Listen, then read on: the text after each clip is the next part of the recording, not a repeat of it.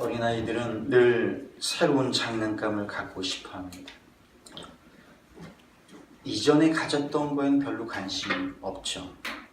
그래서 점점 더 많은 장난감을 갖게 됩니다. 그런데 어른이 된다고 해서 그런 성향이 없어지는 것은 아닌 것 같습니다. 어떻게 보면 어른이 된 우리도 마찬가지죠. 늘 더 새로운 것을 찾아 헤맵니다.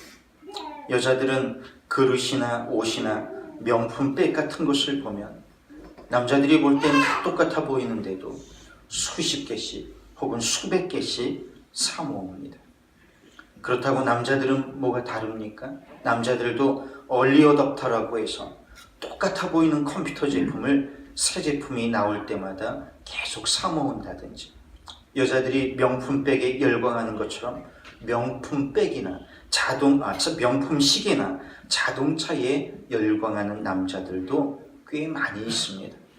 그리고 우리는 그 점에 대해서 뭔가 잘못됐다든가 또 반성해야 할 점이라고는 생각하지 못합니다. 사람의 속성상 늘 더 새로운 것을 찾는 것이 이상하지 않은 것입니다. 특히 우리 민족은 그런 속성이 더 강한 것 같습니다. 우리는 옛 것을 그리워하거나 혹은 중요하게 생각하지 않습니다. 웬만하면 옛 것은 싹 밀어버리고 새 것으로 갈아치우는 것을 좋아하죠. 그래서 도시도 완전히 밀어버리고 새로 만드는 걸 좋아합니다. 파리나 혹은 스페인의 바르셀로나처럼 하나의 예술 작품같이 오래된 도시 자체가 앤틱 작품 같은 그런 도시는 우리에게 더 이상 존재하지 않는 것 같습니다. 그런데 지금 이야기와 조금 연관성이 없어 보일지 모르겠지만 가만히 보면 우리 신앙생활도 그런 식으로 하고 있는 게 아닌가 하는 그런 생각이 들 때가 있습니다. 전에 받았던 복에는 관심이 없고 늘 새로운 축복만을 원하며 기도하는 거예요. 이미 가진 것은 더 이상 관심의 대상이 아니기 때문입니다. 그래서 늘 새로운 축복만을 원하며 기도합니다. 저는 오늘 바로 그런 우리의 새로운 복만 원하며 기도하는 믿음에 대해 한번 생각해 보려고 하는 것입니다. 요즘 생활이 윤택해지면서 무조건 새 것만 좋아하는 풍조로부터 뭔가 옛날의 냄새가 나는 것을 더 좋아하는 사람들이 늘어나고 있습니다. 그래서 앤틱이니 빈티지니 하는 새로운 유행이 일어나고 있습니다. 우리도 앤틱이나 빈티지 제품을 좀 좋아하는데 가격이 워낙 높아서 엄두를 내지 못합니다. 이태원 앤틱거리에 갔더니 정말 오래되고 멋진 작품이 많은데 너무 비싸가지고 구경만 하다가 왔습니다. 근데 그 거리에서 나오려고 딱 보는데 거리에 누가 등을 깨진 걸 버려놨더라고요. 그래서 남이 버린 등 하나 주워가지고 왔어요. 그 앤틱이 그렇게 비싸죠. 왜 그렇게 오래된 꼴동품이 인기가 있습니까? 오래된 것의 가치, 세월을 품고 있는 것들의 가치를 이제는 좀 알아보는 겁니다. 그래서 집도 너무 갤러리처럼 깨끗하고 모던한 집보다는 좀 지저분해 보여도 향수 어린 물건들이 있는 집이 더 행복해 보이지 않나. 그런 것처럼 우린 믿음에 있어서도 새로운 것만 추구하는 신앙생활에서 이미 받은 복에 감사하며 받은 것을 지키는 것이 중요하지 않을까 하는 생각을 한번 해봅니다. 세상 사람들은 자꾸 욕망을 부추기는 믿음을 추구하고 또 그것을 좋은 믿음이라고 칭찬합니다. 자꾸 새로운 목표를 세우고 그것을 달성해 나가는 것을 비전 있는 신앙생활이라고 생각합니다. 그러나 그렇게 늘 새 것을 추구하는 신앙인들이 자꾸 함정에 빠집니다.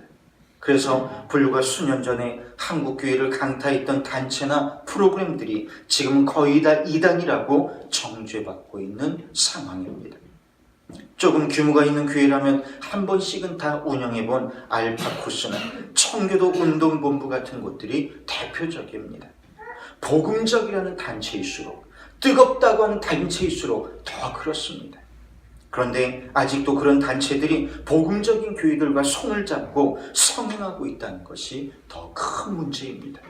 가만히 보면 무엇이 되었든지 간에 새로운 것만 추구하는 자세 자체가 문제인 것 같습니다. 그런데 새 것을 추구하는 자세 중에서도 가장 위험한 것이 있습니다. 어떤 사람들은 사람도 새 것만 좋아합니다. 새로운 사람이 좋은 건 누구나 마찬가지입니다. 그러나 너무 새 것에 심취해서 내가 정말 소중하게 여겨야 되는 사람들을 등한시하게 되면 결국 소중한 것들을 놓치게 되는 법이죠. 나중에 후회하지 말고 지금 내게 있는 것들을 잘 지켜야 됩니다. 우리가 즐겨 부르는 찬송 중에 받은 복을 세어보아라는 찬송이 있습니다. 그 찬양 제목처럼 우리는 받은 복을 지킬 줄 아는 신앙의 소유자가 되어야 할 줄로 믿습니다. 그러면 이미 받은 복에 감사하며 그것을 지키는 신앙은 어떤 신앙입니까? 오늘 본문을 통해 한번 살펴보겠습니다. 첫째로, 해 아래 새 것은 없다는 것을 아는 믿음입니다. 따라합니다. 해 아래 새 것은 없다. 옆 사람하고 같이 합니다. 해 아래 새 것은 없습니다. 여러분, 해 아래 새 것은 없는 겁니다. 우리 아이들이 어렸을 때 힙합 바람이 불어가지고 아이들이 다 똥싼 바지를 입고 다닐 때 웬만해서는 그 유행이 끝나지 않을 것만 같았습니다. 그런데 요즘은 아무도 그런 똥싼 바지를 입지 않습니다. 지금 유행은 스키니진이니까요. 요즘 아이들이 완전 신상 유행이라고 좋아하는 그 스키니진을 한번 보세요. 우리가 30년 전에 죽으라고 입던 바로 그 스키니진입니다. 모양도 다르지 않습니다. 디자인도 다르지 않습니다. 똑같은 스키니진을 30년 후에 아이들이 최신 신상 유행이라고 죽으라 하고 그것만 또 입습니다. 정말 해 아래 새 것이 없다는 사실을 피부로 느끼게 해주죠. 제가 고등학교 시절에 제일 밥맛 없어 하던 친구가 하나 있었습니다. 그 친구는 최신 팝송을 좋아하는 유행에 민감한 친구였는데 저를 보면 오래된 비틀즈 노래나 좋아하는 이상한 아이라고 생각했습니다. 그래서 대놓고 너 이상해, 옛날 것만 좋아하냐, 그렇게 대놓고 이상하다고 말을 했습니다. 그런데 가만히 보니까 정말 저는 2000년이나 된 신앙 전통을 지키는 삶을 살아가고 있고 그 친구는 자꾸 새로운 것만 찾다가 결국은 학교도 바꾸고 직장도 바꾸고 아내도 바꿨습니다. 저는 요즘 그 친구에게 묻고 싶습니다. 정말 아직도 새 것이 좋냐고 묻고 싶어요. 여러분, 계속 새 것만 찾는 것이 좋은 삶이 아닙니다. 여러분, 오늘 본문에서 말씀하고 있는 것처럼 해 아래 새 것은 없습니다. 10절에 봅니다. 해 아래에는 새 것이 없나니 무엇을 가리켜 이르기를 보라 이것이 새 것이라 할 것이 있으랴. 우리가 익히 오래전 세대들에게도 이미 있었느니라. 아멘. 할렐루야. 아멘. 정말 절로 아멘이 나오는 말씀이죠. 2018년이 새로 시작되었지만 그것은 새로운 시간이 우리에게 온 것이 아니라 그저 우리가 인생의 종착점을 향해 나아가는 한 지점일 뿐입니다. 사람이 산 게 다 그 모양이 거기서 거기다 보니까 스키니진이 되돌아온 것처럼 세상이 계속 순환되는 것 같은 생각이 들 정도입니다. 그래서 불교에서 윤회설을 이야기할 정도인 거죠. 오늘 본문 8절 말씀처럼 눈은 보아도 족함이 없고 귀는 들어도 가득 차지 않는다 했습니다. 이 세상의 그 어떤 새로운 것도 우리의 눈과 귀를 만족시킬 수는 없다는 것입니다. 왜 그럴까요? 해 아래 새 것이 없기 때문입니다. 그것은 사실입니다. 여러분, 이제 해 아래에서 자꾸 새 것만 찾지 말고 오래된 것들의 가치를 깨닫게 되기를 바랍니다. 하나님께서 앞으로 주실 복도 한없이 크고 좋겠지만 지금까지 주신 복을 잘 지켜나가는 것도 그만큼 중요하다는 것을 알아야 됩니다. 둘째로, 주신 것에 감사할 줄 아는 믿음입니다. 아멘. 따라합니다. 주신 것에 감사하자. 주신 것에 감사하다. 옆 사람하고 같이 합니다. 주신 것에 감사하자. 하나님의 자녀들은 늘 감사라는 명령을 받습니다. 사도 바울은 이렇게 썼습니다. 데살로니가전서 5장 16절부터 18절입니다. 항상 기뻐하라, 쉬지 말고 기도하라, 범사에 감사하라. 이것이 그리스도 예수 안에서 너희를 향하신 하나님의 뜻이니라. 아멘. 할렐루야. 아멘. 그렇습니다. 범사에 감사하는 것이 하나님의 뜻입니다. 불평하고 원망하면서 우리의 인생을 허비하는 것은 하나님의 뜻이 아닙니다. 요즘 젊은 친구들을 보면 안타깝기 그지가 없습니다. 지금 세상이 불공평하고 잘못된 것은 사실입니다. 사상 최악의 실업률에 공포스러운 입시지옥에 허덕이는 모습을 보면 눈물이 날 정도입니다. 그러나 정도의 차이일 뿐 세상이 공평하고 살기 좋았던 적은 한 번도 없었습니다. 오히려 세상을 객관적으로 평가하자면 세상이 지금처럼 살기 좋았던 적은 한 번도 없었을 정도입니다. 제가 안타까운 것은 지금 세대에 믿음이 없다는 거예요. 세상은 늘 불공평하고 고단한 것입니다. 그러나 믿음으로 사는 자에게는 하늘 위로가 있다는 사실, 아멘. 또한 무슨 일을 만나든지 만사 형통하게 된다는 사실을 믿으시기를 축원합니다. 아멘. 우리에게 지금 정말 필요한 것은 주신 것에 감사할 줄 아는 믿음입니다. 사랑하는 갈릴리 가족 여러분, 하나님 받은 복에 감사하며 받은 복을 지키는 자에게 더 큰 복을 주시는 분임을 믿으시기를 축원합니다. 그런데 주신 것에 감사할 줄 알려면 거기에는 전제 조건이 한 가지 있습니다. 그것은 내가 가진 것을 자꾸 새 것 혹은 남의 것과 비교하지 않는 것입니다. 내가 가진 것은 하나님 내게 주신 고유한 것이고 남들이 아무리 좋은 것을 가졌어도 내 것이 더 좋은 것이라는 믿음이 있어야 합니다. 달란트 비유에서 주님께서 가르쳐주고자 하시는 것도 바로 여기에 있는 것입니다. 한 달란트 받은 종이 자기에게 주어진 달란트만 보았더라면 그 역시 좋은 종이 될 수 있었을 겁니다. 아마도 한 달란트 이상 남길 수 있었을 거예요. 1억 원으로 1억 원을 남겼다면 2억 원이 되는 돈이 얼마나 큰 돈입니까? 그런데 자기 손에 있는 달란트는 보지 않고 남의 손에 있는 달란트만 보다가 그 큰 돈을 땅에 파묻어 버리게 되었던 것이죠. 항상 남의 것을 보는 게 문제입니다. 만약 그가 불평불만하지 않고 자기에게 주신 복에 감사할 줄 알았다면 주신 복을 지킬 뿐만 아니라 갑절로 남기는 복도 받았을 겁니다. 아멘. 할렐루야. 아멘. 아무리 못생기고 잘생긴 연예인과 비교되는 외모를 가졌어도 세상에서 가장 나를 많이 사랑해주고 내게 가장 소중한 사람은 바로 내 남편입니다. 할렐루야. 세상 사람들은 남편을 남의 편이라고 하지만 그래도 우리는 내 남편이야말로 내 편임을 알아야 됩니다. 할렐루야. 따라합니다. 내 남편이 내 편이다. 목소리에 힘이 안 들어가네요.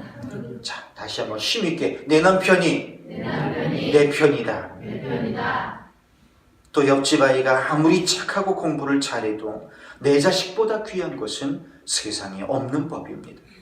남의 자식과 비교하다가 내 자식이 가진 더 큰 장점과 더 사랑스럽고 훌륭한 점들은 놓쳐버리는 어리석은 부모가 되지는 말아야죠. 작아 보여도 내게 주신 재능이 더 귀한 재능이고 못생겼어도 내게 주신 매력이 더 귀한 겁니다. 따라합니다. 내 매력이 더 귀하다. 남의 것만 보면 그냥 좋아서 막 죽을 못 쓰는, 사죽을 못 쓰는 사람이 있습니다. 이뻐서, 재능이 좋아서, 혹은 좋은 것을 갖고 있어서 너무나 부러워하고 좋아하지만 여러분, 그런 남들이 볼 때는 내가 가진 매력이 훨씬 더 클 수도 있는 거예요. 하나님이 주신 내 매력이, 하나님이 주신 내 재능이, 하나님이 주신 내 자질이, 하나님이 주신 내 성품이 너의 것보다 더 귀한 것입니다. 아멘. 할렐루야. 아멘. 아무리 부족한 부모라도 내 부모가 더 귀한 것이고 아무리 작은 물질이라도 내 손으로 직접 번 돈이 더 귀한 돈입니다. 여기에 재미있는 이야기가 하나 있습니다. 중세에 어떤 수도사가 있었습니다. 하루는 제자들을 다 불러 모았습니다. 그는 하얀 종이 한가운데에 선을 그었습니다. 그리고 제자들에게 보여주면서 그는 이렇게 말했습니다. 이 선에 손을 대지 말고 이 선을 가늘고 짧게 만들어봐라 그랬습니다. 여러분도 한번 해보시기 바랍니다.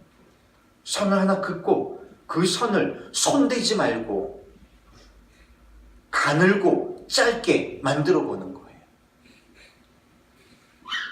손을 대지 말라고 그랬습니다. 종이를 뭐 이렇게 구긴다든지 그런 거 말고 그냥 손대지 않고 눈으로만 어떻게 하면 그 선을 짧고 가늘게 만들 수 있을까요? 눈을 가늘게 뜨면 됩니까? 어떻게 하면 손대지 않고 선을 가늘고 짧게 만들 수 있습니까? 제자들이 아무리 생각해도 문제를 풀 수가 없었습니다. 한참 뒤에 한 제자가 스승의 의도를 알아차렸습니다. 그가 붓을 들더니 스승이 그은 선 옆으로 더 굵고 긴 선을 여러 개 그었습니다.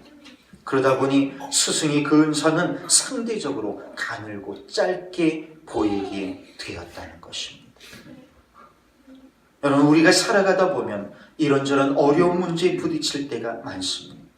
그럴 때 그 문제에 집착하다 보면 근심과 염려가 쌓이게 되고 마음엔 기쁨과 평강이 자리 잡을 틈이 사라지게 됩니다. 그럴 때 그 문제에 너무 매달리면 안 됩니다.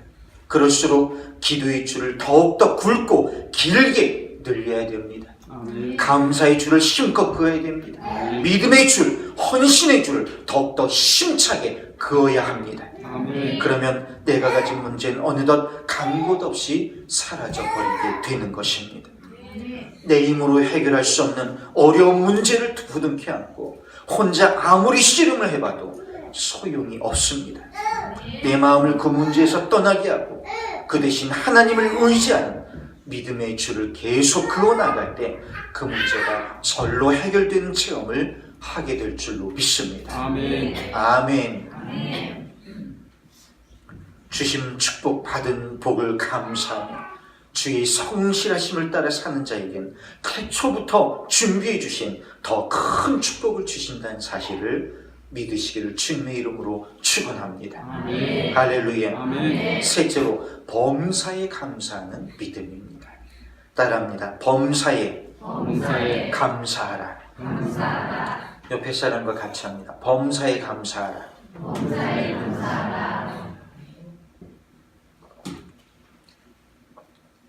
우리가 잘 아는 것처럼 요셉은 형통한 삶을 살았던 사람입니다. 그런데 그가 그렇게 형통한 삶을 살았던 비결은 무엇이었겠습니까? 저는 그것이 범사에 감사할 줄 아는 믿음이었다고 생각합니다. 창세기를 읽어보니까 요셉이 복을 받았다는 기사가 나오는 시점이 두 군데 있습니다. 첫 번째 시점은 그가 애굽의 종으로 팔려가서 군대장관 보디발의 집에서 종살이를 할 때이고, 두 번째 시점은 그가 보디발의 아내에게 모함을 받아서 감옥에 갇히게 되는데 그 감옥 안에서 그가 간수장과 죄수들을 잘 섬김으로 하나님께서 그를 형통하게 하셨다고 할 때입니다. 창세기 39장 5절을 한번 찾아봅니다.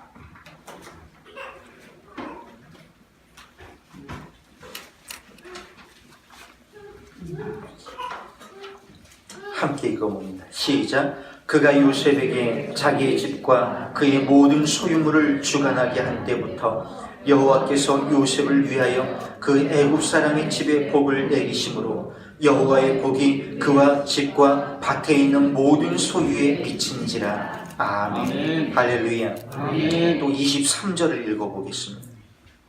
시작. 간수장은 그의 손에 맡긴 것을 무엇이든지 살펴보지 아니하였으니 이는 여호와께서 요셉과 함께 하시니라. 여호와께서 그를 범사에 형통하게 하셨더라. 아멘. 할렐루야. 아멘.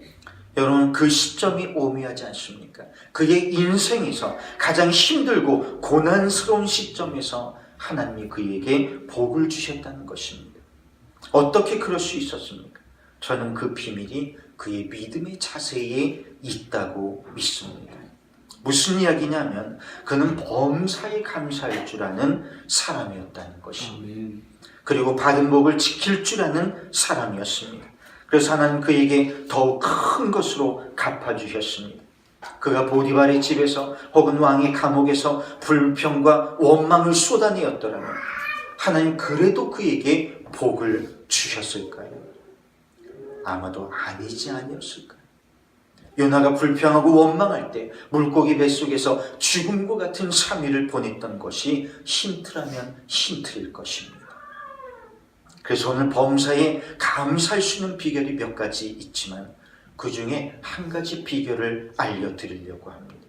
그것은 나보다 높은 곳이 아니라 낮은 곳을 바라보는 겁니다. 아멘. 페르시아에 사니아라는 시인이 있었습니다. 그는 늘 하나님께 감사드리는 시인으로 유명했습니다. 그런데 어느 날 그가 돈이 없어 신발을 사지 못하고 맨발로 걸어다니게 되자 그만 처음으로 불평을 하게 됐습니다. 나는 왜 가난한 부모 밑에서 자라 신발도 못 신고 다닐까?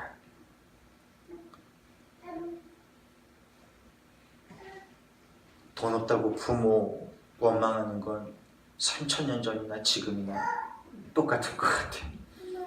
나는 왜 부모를 잘못 만나가지고 신발도 못 신고 다닐까요? 그런데 그가 불평하며 걷는 그때 마침 다리가 없는 장애인을 만났습니다. 순간 그는 다시 감사의 기도를 드리게 됐습니다. 하나님 감사합니다. 다리가 없는 사람에 비하면 신발이 없지만 두 발로 걸을 수 있으니 얼마나 행복합니까? 이렇게 기도가 바뀌었다고 합니다. 너무 수준 낮은 비유입니까? 아닙니다. 인생을 정말 행복하게 살 수 있는 비결 중의 비결은 낮은 곳을 바라보는 것입니다. 주님께서 우리에게 겸손에 대해 말씀해 주실 때 어떤 비유를 주십니까? 높은 자리에 찾아가서 앉지 말고 낮은 자리에 찾아가서 앉으라고 말씀하셨습니다. 이 말씀 여러 가지로 해석이 가능하지만 오늘 말씀에 비추어 볼 때는 우리가 낮은 곳을 바라볼 때 진정으로 우리를 높여주신 분임을 깨달으라는 말씀으로 해석이 됩니다. 우리가 원망하고 불평할 때는 주실 복도 발로 차버리게 되지만 범사에 감사할 때는 받은 복을 지킬 뿐만 아니라 더 큰 것으로 채워주시는 은혜가 있음을 알고 여러분 올 한 해에 무엇보다 범사에 감사함으로 받은 복을 지키는 성도 여러분이 꼭 되시기를 주님의 이름으로 간절히 축원합니다. 아멘. 기도하겠습니다.